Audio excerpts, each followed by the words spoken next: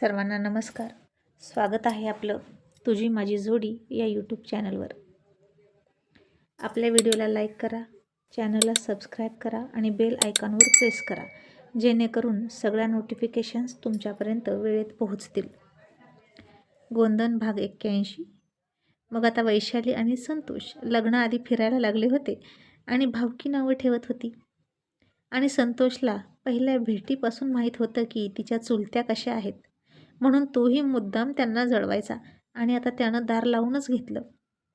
तशा तिच्या चुलत्या दरवाजाला कान देऊन उभा राहिल्या आणि संतोषनं तिला थोड्या गुदगुल्या केल्या आणि ती हसायला लागली आणि दूर पळाली. तशा तिच्या चुलत्या बाहेर बाळंतपण जवळ आलेल्या बाईसारख्या इकडून तिकडून एरजरा घालायला लागल्या. आणि बाई घरात कुणीच नसताना, लग्न जवळ आलेलं असताना या वैशालीची थेरं बघा असं भावकीत सांगायला लागले. संतोषसुद्धा चॅप्टर होता. तिला खोलीत घेऊन त्यानं फक्त तिला गुदगुल्या केल्या, बाकी काहीच केलं नाही.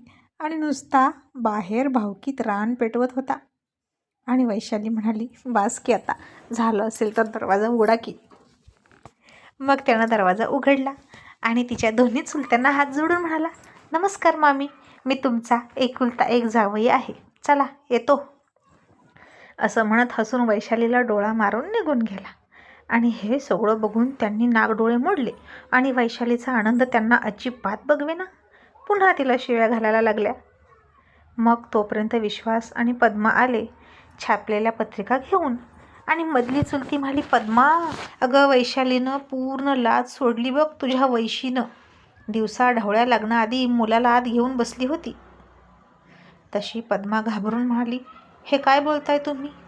माझ्या पोरीची बदनामी करू नका. ती तशी नाही, तिचं लग्न जमलं आहे, याचा तरी विचार करा. आणि विश्वास म्हणाला, आई तू कशाला घाबरतेस? आणि तो चुलतीला म्हणाला, कोणत्या मुलाला घेऊन बसली वैशाली, सांगा बरं? तिच्याच नवऱ्याला ना? मग असू दे, आमची काही हरकत नाही, शहरात हे सगळं नॉर्मल आहे. आणि चुलती म्हणाली, हे सगळं शहरात चालतं, खेड्यात नाही, हे खेडेगाव आहे. आणि विश्वासही म्हणाला, तुम्हाला कोणी सांगितलं का तिच्यावर लक्ष ठेवायला? तुमचं आणि आमचं काही देणं घेणं नाही ना? तुम्हाला आमच्या घरावर लक्ष ठेवायला नेमलं आहे का? तुम्हाला त्याचा पगार मिळतो का? तसं असेल तर सांगा. आणि लग्न झाल्यावर वैशालीसुद्धा शहरातच राहणार आहे, त्यामुळे आम्ही काय करतो काय नाही याकडे बघायची तुमची गरज नाही. आणि हे ऐकलं तसं दोघीही चुलत्या तोंडात खेटर मारल्यासारख्या गप्प बसल्या. आणि काय आम्हाला करायचं, लग्नाआधी मुलगा का होईना, चल ग, असं म्हणून निघून गेल्या.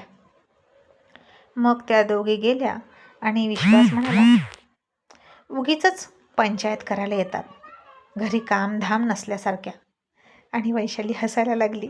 विश्वासनं तिच्या डोक्यात टपली मारली आणि म्हणाला, काय तू काय हसतेस, नवरा आला होता वाटतं? आणि ती म्हणाली, हो, आणि मला बाहेर घेऊन गेले होते. पद्मा म्हणाली, कुठं? विश्वास म्हणाला, पिक्चरला गेली असेल ग ती आई.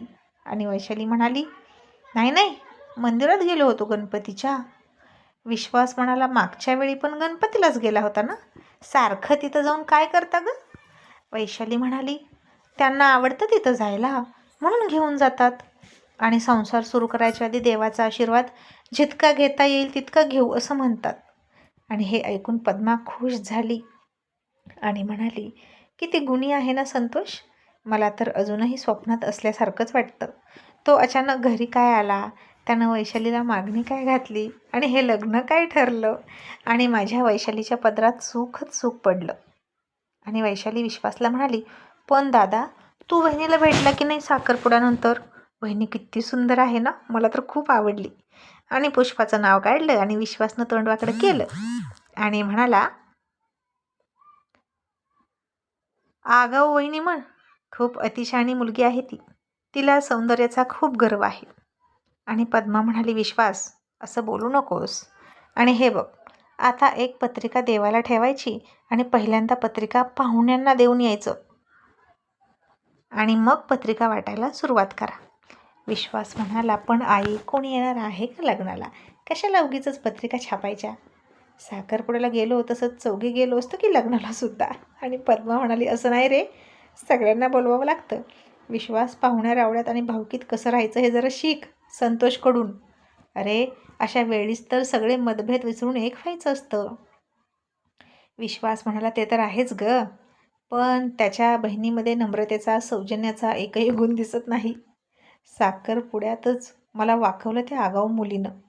पद्मा म्हणाली, बरं असू दे, तू आता जा आणि पत्रिका देऊन ये, आणि मग तुझ्या मामाच्या घरी मी जाणार आहे पत्रिका घेऊन. मुलीच्या मागे उभा राहायला मामा पाहिजे की. मग वैशालीनं पत्रिका बघितली तर चौघांची नावं त्यात छापली होती. मग विश्वास पहिली पत्रिका देवाला ठेवून दुसरी पत्रिका पाहुण्यांना द्यायला पुष्पाच्या घरी गेला. आणि नेमकी आज तुफान पावसाला सुरुवात झाली. तो भिजत भिजत गेला. पुष्पाच्या गावाला हा पहिलाच पाऊस होता. फार कोसळत होता. अगदी हातभर अंतरावरचं सुद्धा दिसत नव्हतं. पुष्पानं अंगणातच पत्र्यावरून पडणारं पाणी गोळा करण्यासाठी बादल्या पातेलं पसरून ठेवलं होतं.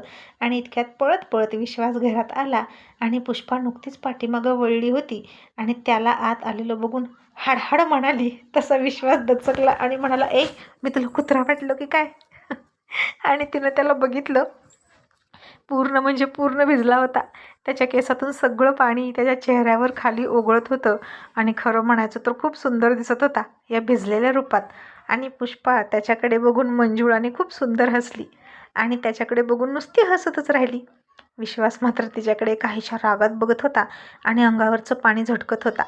आणि आज हद केली या मुलीनं, मला हाडहाड म्हणाली म्हणून चिडला होता. इतक्यात सरस्वती बाहेर आली आणि पुष्पा का हसते हे तिनं बघितलं. आणि विश्वासला बघून म्हणाली, अरे देवा, विश्वास तुम्ही आहात होय? पावसात घावलत की काय? आणि सगळे भिजले की तुम्ही? आणि विश्वास अंगावरचं पाणी झटकत म्हणाला, हो, एसटीतून उतरलो आणि इथं येईपर्यंत धो-धो पाऊसाला सुरुवात पण झाली आणि इतका भिजलो. आणि हसणाऱ्या पुष्पाला बघून सरस्वती म्हणाली, घोडे, तू का हसतीस ग? नुसती दात काढती. नवरा इतका भिजलाय पावसानं, ते दिसत नाही का तुला? आणि पुष्पा तिचं हसू आवरत म्हणाली, आता ते भिजले तर मी काय करू? मी म्हणलं का पावसात या? का पावसाला म्हणलं ये? असं शेवटचं वाक्य पुष्पा गाल फुगवून म्हणाली. आणि सरस्वती म्हणाली, लई शायनी आहेस, जा टॉवेल घेऊन ये. आणि पल्लवी आणि दत्तूसुद्धा अडकले वाटतं रानातच, ते पण भिजणार पावसात. पुष्पा अजूनही विश्वासकडे बघून हसतच होती. आणि सरस्वती म्हणाली, तुला काय झालंय ग हसायला इतकं? आणि पुष्पा काहीच न बोलता टॉवेल आणायला निघून गेली. आणि विश्वास म्हणाला, मामी, ती मला हाडहाड म्हणाली, बहुतेक तिला माझ्यामध्ये कुत्रा दिसत असावा म्हणून हसते. तसं सरस्वतीनं डोक्यावर हात मारून घेतला आणि म्हणाली, काय करावं या पोरीचं, खूप आगाऊ आहे. मग पुष्पाने टॉवेल आणला आणि विश्वासकडे हात केला आणि तोंड फिरवून म्हणाली, घ्या. आणि विश्वाससुद्धा थोडासा आकडूपणा दाखवत म्हणाला, टाक तिथं दोरीवर. आणि पुष्पानं दोरीवर टॉवेल टाकला. विश्वासनं तो टॉवेल घेतला, रागारागात केस पुसायला लागला. इतक्यात त्याला शिंक आली. आणि सरस्वती म्हणाली, पुष्पा, जा त्याच्यासाठी काहीतरी खायला कर, आणि मग आल्याचा गरम गरम चहा कर, आणि आधी खुर्ची आणून दे. आणि आता पुष्पाला फार वैताग आला. आणि ती म्हणतच म्हणाली, याला कोण सांगतं यायला इतक्या दुपारचं घरी? आई सारखं सारखं मलाच त्रास देते. आणि पुष्पा म्हणाली, काय बनवू? रव्याचं पिठलं बनवते. आणि हे ऐकलं तसं विश्वास चकित झाला. आणि त्यानं तिच्याकडे बघितलं आणि म्हणाला, रव्याचं पिठलं? आता ते कसलं असतं? आणि पुष्पा म्हणाली, खाल्ल्यावर कळेल. असं म्हणून रागारागात खुर्ची आणून दिली आणि गेली स्वयंपाक खोलीत. आणि त्याच्या नावानं बोटं मोडत मोडत चूल पेटवायला काठक्या मोडायला लागली. आणि मग सरस्वती म्हणाली, पुष्पा, अगं पाणी दे, तुला काम सांगितलं की राग येतो, आणि नाही सांगितलं तर काहीच करत नाहीस. आणि पुष्पा तोंड वाकडं करून म्हणाली, आणते. आणि ग्लासमध्ये पाणी घेऊन आली. आणि तिनं ग्लास हातात पकडला होता. आणि विश्वास तिला समजावत म्हणाला, हे बघ, ग्लासला असा हात लावून पकडायचा नाही, नाहीतर ग्लासला हाताची घाण लागते, म्हणून ग्लास ना असा ट्रेमध्ये आणायचा. आणि पुष्पा तोंड वाकडं करून म्हणाली, तुम्ही म्हणताय ना ट्रे, तो आमच्यात नाही. जेव्हा भांड्यामध्ये येईल तेव्हा मिळेल. तुम्ही द्या आठवणीनं वैशाली वहिनींना लग्नाच्या भांड्यात ट्रे. असा टोमणा मारून ठसक्यात निघून गेली. आणि विश्वास गप्प. आणि या मुलीला काही समजावून शिकवणंसुद्धा अवघड आहे असं त्याला वाटलं. मग तिच्या कानी कपाळी ओरडून सांगितलं तरी हिच्यावर फरक पडणार नाही. मग सरस्वती आणि विश्वासच्या गप्पा सुरू झाल्या. लग्नाची तयारी कुठपर्यंत आली असं विचारलं. आणि विश्वास म्हणाला, संतोष आला होता त्या दिवशी. तुमची पत्रिका घेऊन वैशाली आणि दोघं मंदिरात जाऊन आले. सरस्वतीला वाटलं आता विश्वासची पण इच्छा आहे की काय पुष्पाला फिरायला घेऊन जायची. पण सरस्वतीचं मन थोडं घाबरतच होतं. शेवटी शहरात राहिलेला मुलगा होता तो, त्याची इच्छा असू शकते. पण तिला नको वाटायचं, कारण गणासोबत गेली होती तेव्हा काय काय झालं होतं हे तिला आठवलं. पण विश्वास पुष्पाला बाहेर घेऊन जाण्याचं काही बोललाच नाही आणि सरस्वतीसुद्धा काही बोलली नाही. पुन्हा एकदा विश्वास शिंकला आणि सरस्वती म्हणाली, उठ विश्वास, त्या खोलीत संतोषची दत्तूची कपडे आहेत, कोणता पण एक ड्रेस घाल. आणि विश्वासला पण वाटलं की आता कपडे बदलावेतच, कारण तो पूर्ण भिजला होता. आणि सरस्वतीनं दाखवलेल्या खोलीकडे तो गेला. त्यानं ओले कपडे काढले आणि दुसरे कपडे घेतले. तसं त्याचं लक्ष तिथेच असलेल्या चंद्रभानच्या फोटोकडे गेलं आणि त्या फोटोला हार बघितला आणि त्यानं चंद्रभानचा चेहरा लगेच ओळखला. त्या दोघांमध्ये झालेलं संभाषणसुद्धा त्याला आठवलं. आणि तेव्हा विश्वास त्याला म्हणाला होता, तुम्ही माझी मदत करताय, पण तुम्हालासुद्धा तुमची पोरगी मला द्यायची आहे का? आणि आता विश्वास थोडा गालात हसला आणि म्हणाला, तेव्हा जे सहज बोललो ते खरं होतं आहे.